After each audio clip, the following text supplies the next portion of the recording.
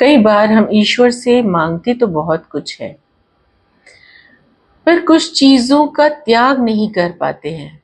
एक छोटी सी कहानी है। एक ऐसे लड़के की जो 24 साल का था, उसके माँ बाप गुजर चुके थे।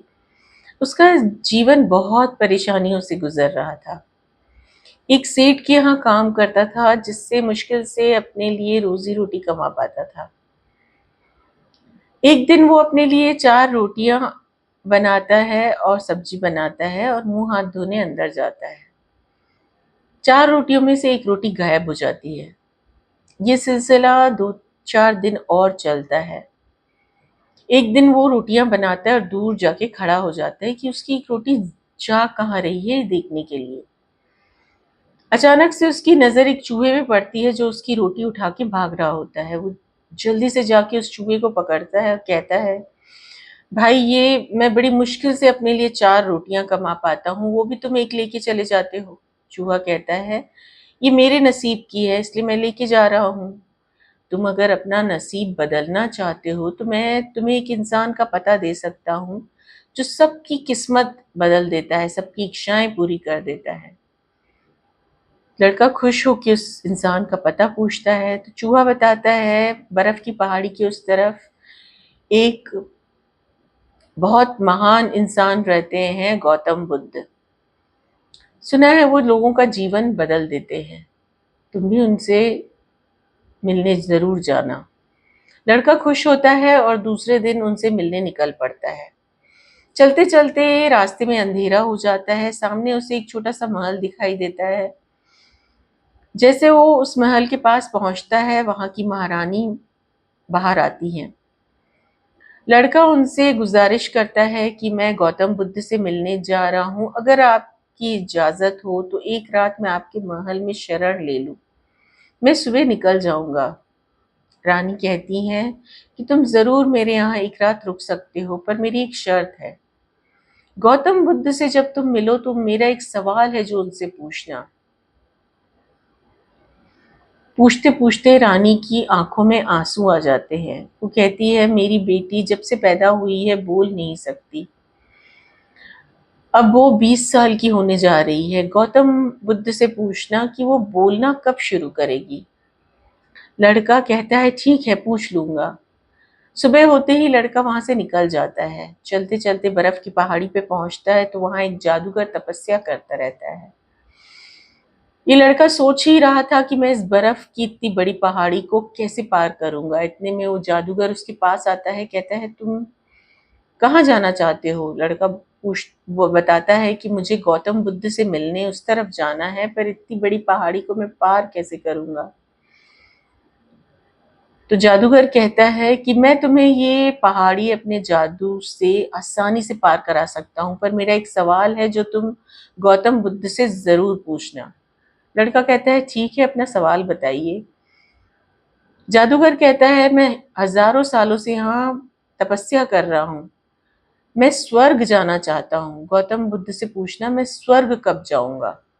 लड़का बोलता है, ठीक है, पूछ लूंगा। जादूगर अपने जादू से उसे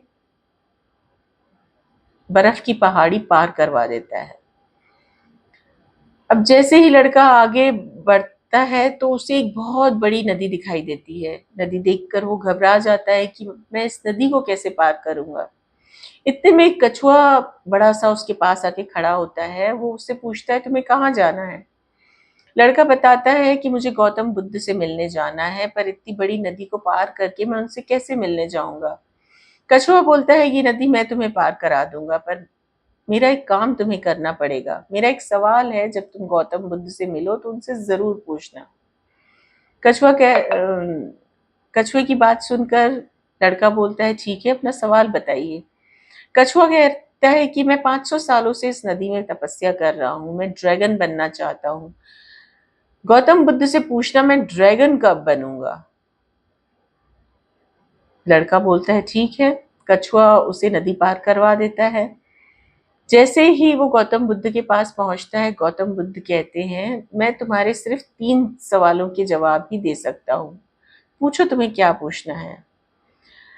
लड़का बड़ी उलझन में पड़ जाता है कि ये 3 सवाल तो मुझे उन लोगों के लिए पूछने ही थे जिन्होंने मेरी मदद की है।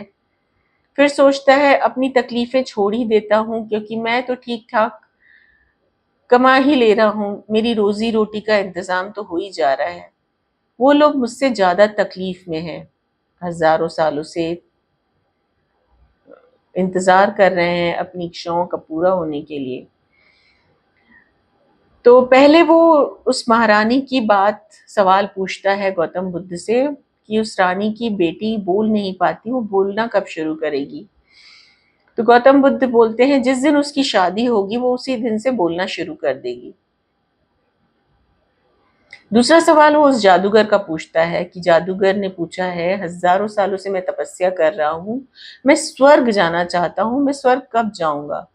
गौतम बुद्ध कहते हैं जिस दिन वो अपनी छड़ी छोड़ देगा, छड़ी का त्याग कर देगा, उस दिन वो स्वर्ग पहुँच जाएगा। फिर उसने कछुए का सवाल पूछा, कछुआ भी 500 सालों से नदी में तपस्या कर रहा है, वो ड्रैगन बनना चाहता है।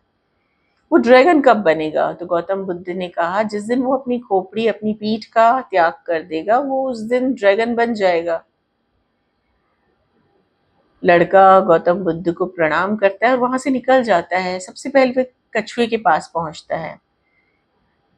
कछुआ उसे नदी पार करवाता है और फिर वो लड़का बताता है कि गौतम बुद्ध ने कहा है जिस दिन आप अपनी पीठ का, अपनी खोपड़ी का त्याग कर दोगे, उस दिन आप ड्रैगन बन जाओगे। तो जैसे ही वो अपनी पीठ को उतारता है, उसमें से बहुत मोती निकलते हैं। तो कछुआ बोलता है मैं इन मोतियों का क्या करूंगा, इन्हें तुम अपने साथ ले जाओ। वो मोती वो उस लड़के को दे देता है और वो ड्रैगन बन जाता है।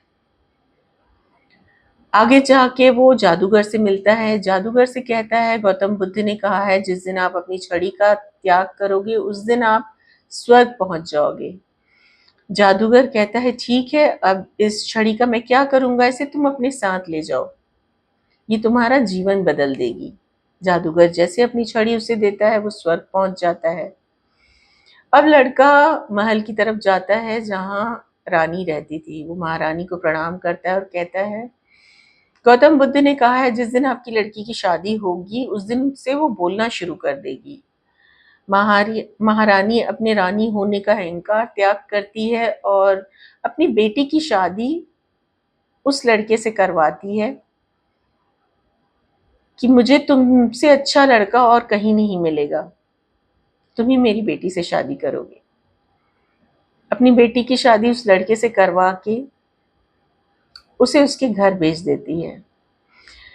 इस तरह जो इंसान अपनी खुशियों का त्याग करके पहले दूसरों की खुशियों का, पहले दूसरों के सुखों का सोचता है, ईश्वर उसे माला माल कर देता है।